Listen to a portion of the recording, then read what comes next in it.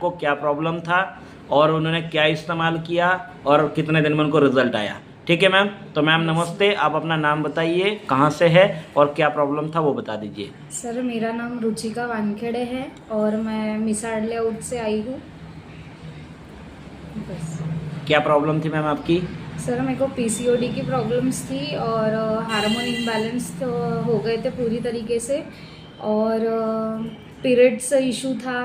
2 महीने लेट्स आते थे पीरियड्स, और बहुत ज़्यादा तकलीफ़ होना, और हीमोग्लोबिन की कमी हो गई थी। और फिर मैंने यहाँ से women life care product use किया। Women care? हाँ, वुमेन केयर यूज़ किया, और फिर जो 2 मंथ्स लेट पीरियड्स नहीं आ रहे थे, तो वो मुझे 1 मंथ में ही इसका रिज़ल्ट मिल गया। और ऐसा है कि मैंने हर जगह से प्रोडक्ट यूज़ किए, हर मेडिसिन्स यूज़ की, लेकिन मेरे को कोई भी रिज़ल्ट नहीं आया और मेरे इतने सारे पैसे वेस्ट हो गए।